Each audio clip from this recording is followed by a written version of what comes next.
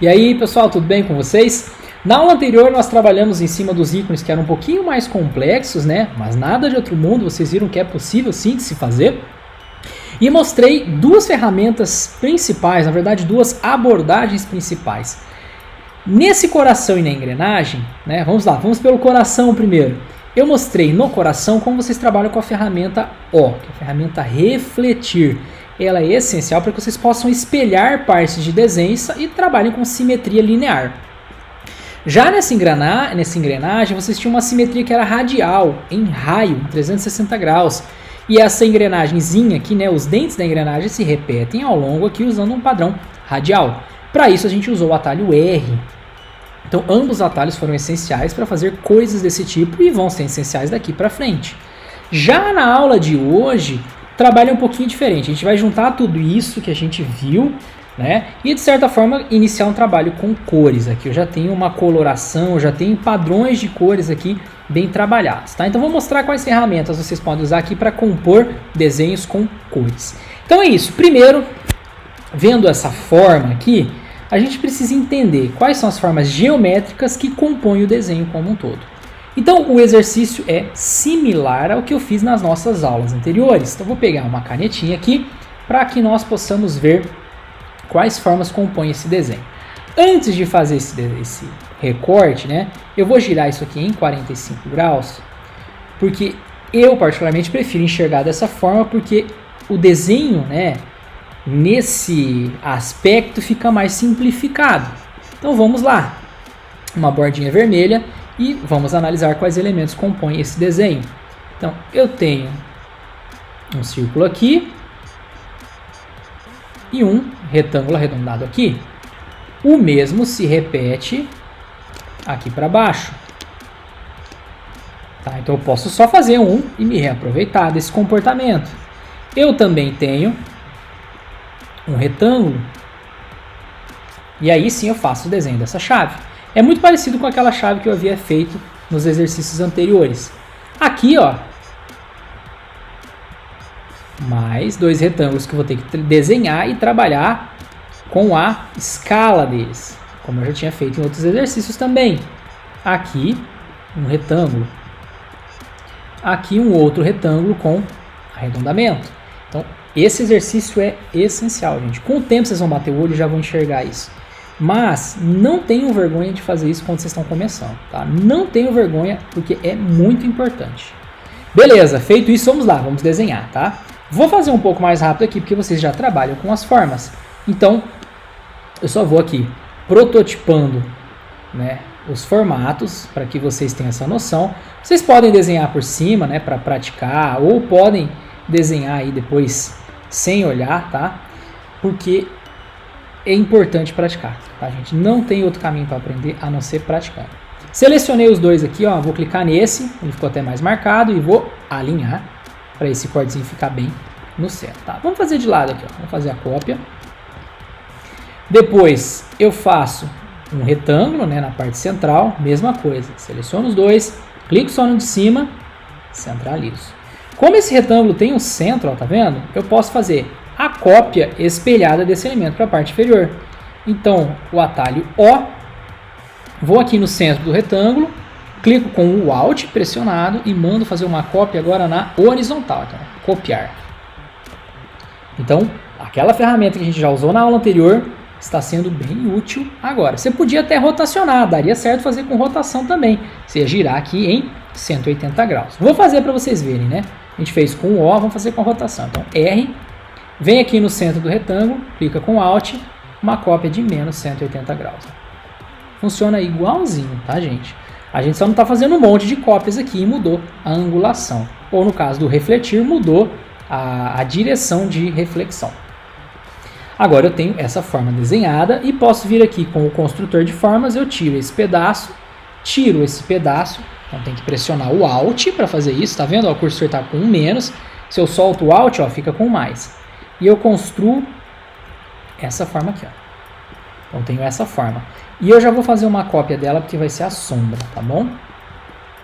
Então, tá aqui. Agora a chavinha.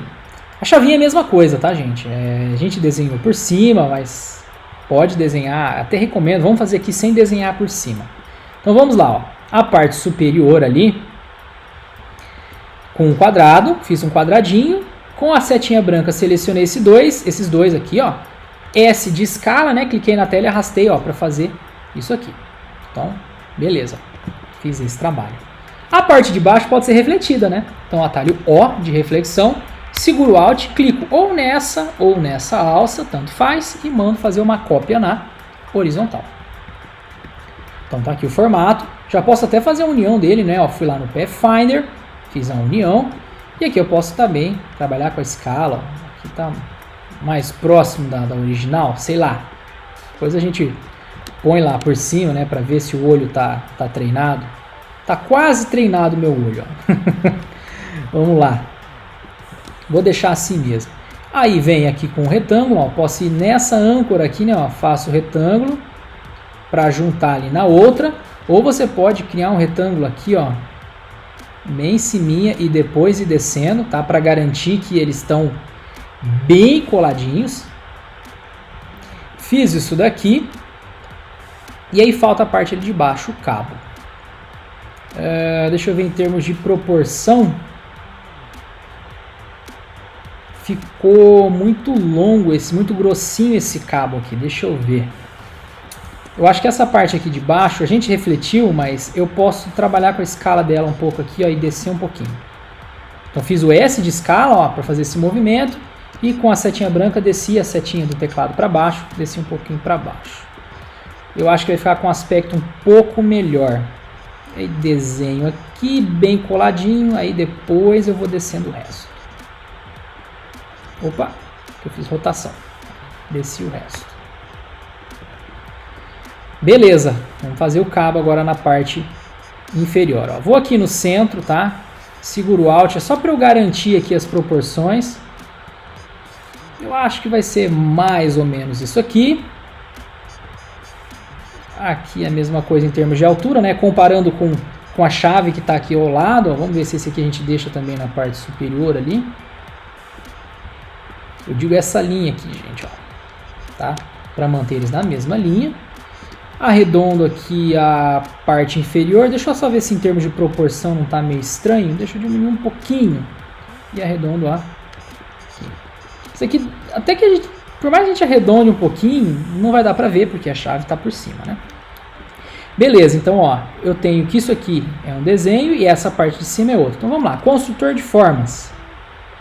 Isso daqui é uma forma e isso daqui é outra forma, tá? Então, ó, vim aqui com o mouse, o maisinho, não apertei Alt agora, tá? Porque eu quero construir. Cliquei e arrastei para cá. Lá embaixo, mesma coisa, ó. Cliquei nesse, arrastei para cá. Então, eu tenho as duas formas criadas. E agora vem o trabalho de colorir, né? Deixa eu só fazer isso aqui para o lado, que isso vai ser a sombra.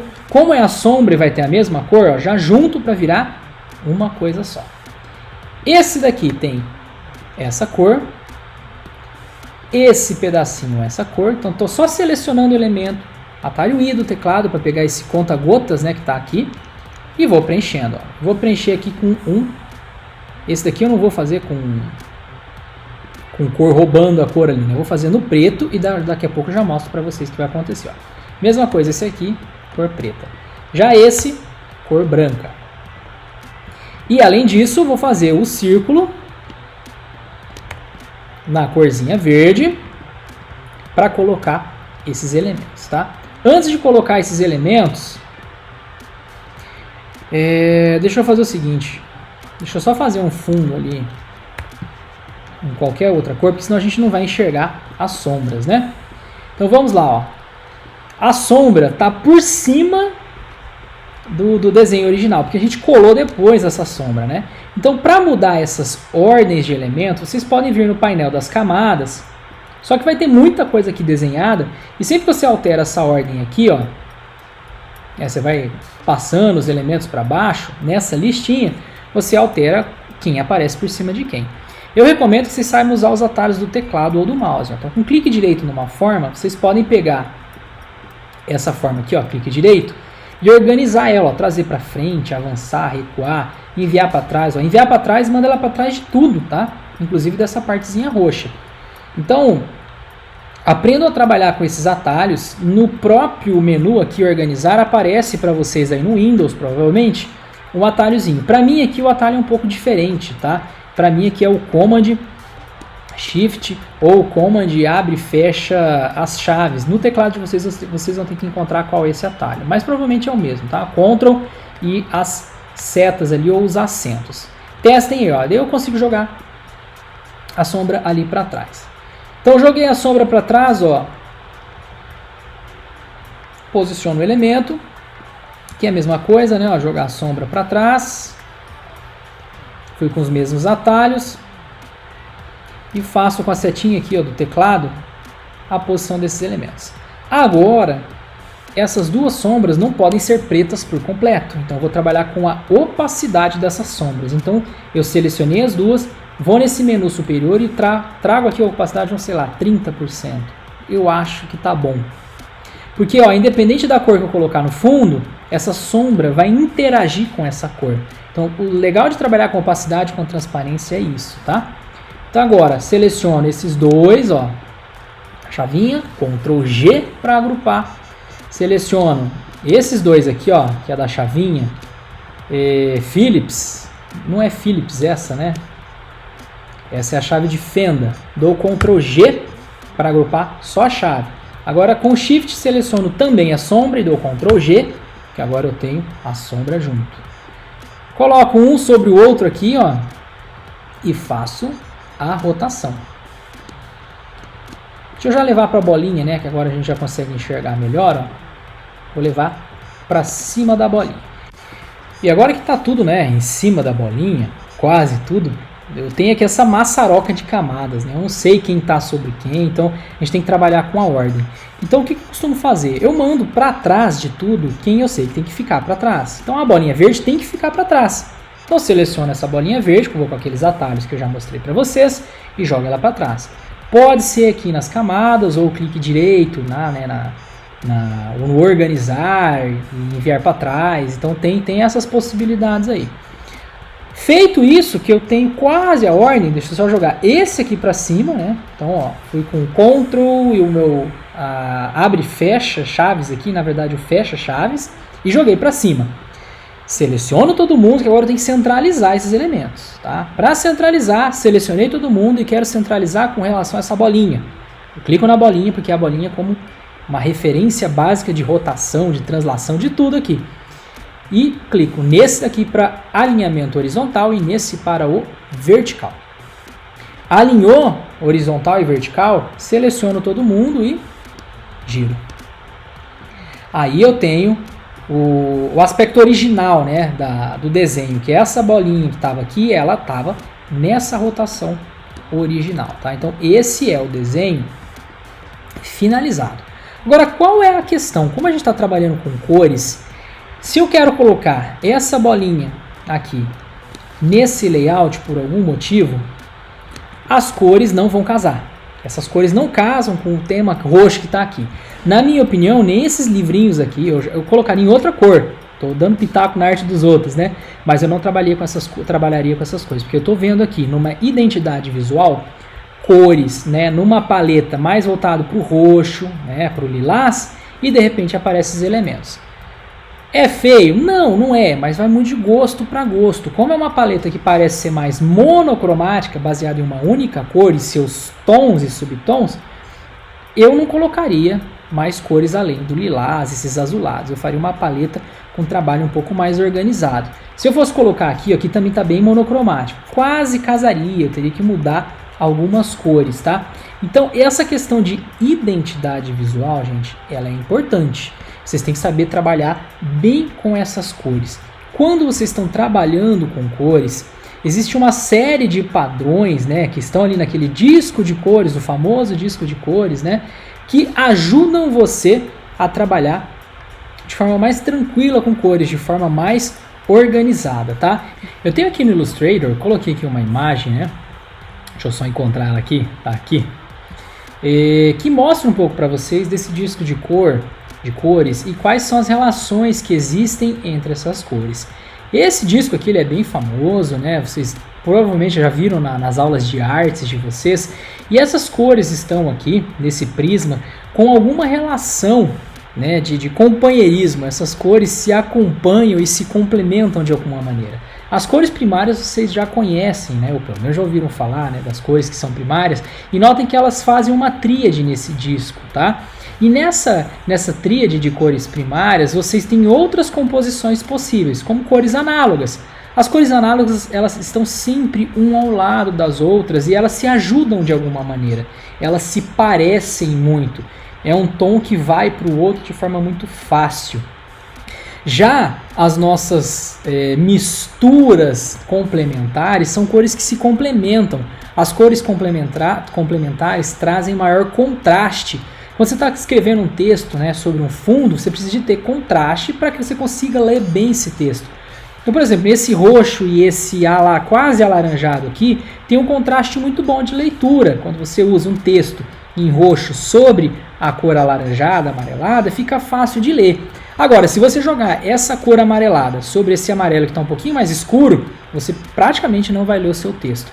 Então, quando você quer contraste entre as coisas, você trabalha com as suas cores complementares. Quando vocês querem uma paleta, né, que se junte de uma forma mais amena, um tom que parte para o outro de forma mais fácil, trabalhe com cores análogas. Então tem várias composições, por exemplo, composições complementares que vocês podem fazer nesses discos para terem boas junções de cores. Se você souber trabalhar bem com cores análogas e cores complementares, vai ser difícil você fazer alguma coisa feia, tá? Eu sei que o feio é muito relativo, mas vai ser difícil você errar em termos teóricos, tá? Então por isso que nesse layout aqui eu evitaria essas cores, porque elas fogem um pouco do padrão que a gente está acostumado, tá? Mas eu trouxe aqui porque tem muitos elementos aqui bem desenhados, com vários pontos que vocês têm ainda a aprender, né? Que depois a gente vai trabalhar. Então hoje o objetivo é falar um pouquinho dessas cores. Agora, essas cores que estão aqui, elas funcionam muito bem. Se a gente olhar no disco de cores, deixa eu trazer ele para perto aqui, deixa eu fazer uma cópia, trazer ele para cá. De alguma maneira, ó, essas cores aqui estão próximas, né? Os tons de verde, os tons de azul e os tons de amarelado estão nessa porção aqui, tá? E tendem até para cores mais frias de alguma maneira. É uma junção, tá ali na metade da coisa. Então, essa aproximação de elementos são as aproximações análogas. Então, a escolha de cores aqui funciona e não funciona à toa. Funciona e funciona bem porque existe uma relação entre essas cores, tá? E são cores mais dessaturadas, elas não têm tanto pigmento, elas é como se a gente estivesse fazendo elas de forma mais fraca, elas são mais fraquinhas, não é um verde mais escuro, mais vivo, não é um azul mais vivo, não é um amarelado, esverdeado mais vivo, elas têm um pouco menos de saturação. Isso tudo, esse monte de nome, gente, com o tempo vai ficando mais fresco na cabeça de vocês. O que eu quero mostrar aqui na ferramenta é o seguinte. Deixa eu remover aqui o original, vou trazer esse para cá e vou fazer uma cópia aqui. Opa, não selecionei todo mundo. É até bom agrupar isso aqui depois, tá, gente? Ó, então, selecionar todo mundo, Ctrl G, todo mundo, Ctrl G. Eu posso alterar essas cores de várias formas, tá? Eu vou mostrar uma que eu gosto bastante, que é a seguinte. Eu venho aqui no painel de amostras, lembrando, se o painel não aparece para você, vai na janela, amostras. Eu vou fazer o seguinte, ó, seleciono essa forma, aqui embaixo eu clico nessa pastinha, e ele vai gerar para mim um grupo de cores com essas cores, tá? E eu vou deixar marcado aqui, ó, converter processo em global. Daqui a pouco eu já falo por quê. Então, ó, eu tenho aqui pequenininho, né? Essa pastinha com cores e um triângulozinho branquinho embaixo. Esse branquinho que fala que ela é global. O que significa uma cor ser global? Todo local no qual essa cor é aplicado, quando alterada essa cor, esses vários locais também têm a sua cor alterada. Por exemplo, se eu vier aqui, ó, mudar esse verde para essa cor, para esse pink aqui, ele mudou nos dois locais no qual a cor aparece, tá? Não mudou aqui porque aqui eu não tinha as cores globais aplicadas. As cores globais foram feitas para esse elemento. E qualquer momento, né, que eu desenhar alguma coisa e me utilizar dessa cor global, e depois eu vier dar 2 cliques na cor e alterar a cor, ó, essa cor se altera para ambos os locais, para ambas ocorrências, tá bom? Então trabalhar com cores globais é bem legal, funciona bem, porque você não tem que ir em vários pontos do desenho ficar mudando cor quando você precisa. Você vem na sua paleta de cores, dá 2 cliques na cor que você quer e altera, tá? Então vamos lá, vamos tentar trabalhar com esse tom aqui. Eu vou pegar esse azul e trazer ele um pouquinho mais para cá. Dá até para marcar para visualizar, tá, gente? Ó, marquei visualizar, que você vai enxergando aqui o que acontece com o azul. Trago um pouquinho mais para cá. Essa cor aqui tá bacana, tá? Eu não mudaria nem a cor do cabinho, ó, porque já funcionou bem esse fundo, né? Então vou pegar essa outra opção aqui, vou apagar, e vocês viram que aqui com poucas alterações, né, eu consigo trabalhar com as cores de forma bem tranquila. Se eu quisesse mudar a cor do cabinho e tivesse outras ocorrências, né, eu poderia vir aqui e mudar, ó. Então aqui funciona bem também, ó. Deixa eu só trazer um pouco mais para cá. Ó, uma junção que funciona bem. O azul e o verde. Se vocês olharem no disco, vocês vão ver que de alguma maneira tem uma relação entre o azul e o verde. Por isso que eles funcionam bem quando estão assim lado a lado, tá? Vou fazer agora uma outra opção de mudança de cores que não envolve o painel de amostras. Aqui no painel de amostras com cores globais, beleza, é tranquilo de vocês usarem, tá? Agora, dessa forma aqui para a gente fechar, seleciono o meu desenho, vou em editar, editar cores e recolorir arte. Nesse recolorir arte, ó, eu tenho o disco que vocês viram, né, o disco cromático, e eu consigo, ó, andar por esse disco para trabalhar com a relação de cores, ó. Então vai sempre funcionar, independente de onde você coloque, vai funcionar, porque a gente está garantindo essa relação de aproximação das cores. Essa relação a gente já deu nome, é só vocês olharem ali, né, nas nossas figurinhas, e essa relação aqui, ó, faz com que essa proposição, ó, seja com pouca saturação ou muita, funcione sempre, tá? Então, ó, fiz isso daqui, cliquei fora e ó, eu tenho aqui um novo padrão de cores estabelecido de forma bem rápida. Então, gente, isso aqui é muito legal quando vocês querem controlar as cores de vocês, tá? Trabalhem ou com cores globais ou com a edição de cores aqui pelo painel, editar cores, recolorir arte.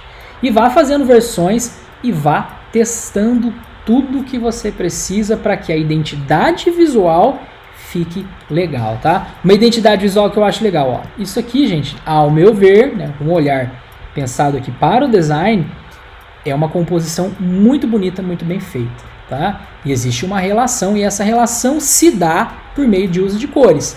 Naquele caso, cores análogas. Existe muita coisa legal com cor complementar, tá? Então, se vocês forem olhar aqui a relação entre esses elementos, vocês vão ver que tem um pouquinho dessas teorias, tá? Já essa arte aqui já rompe alguns padrões, tá certo? É bonita, é legal, é chamativa, é mais pop, né? Mais pro lado do pop art.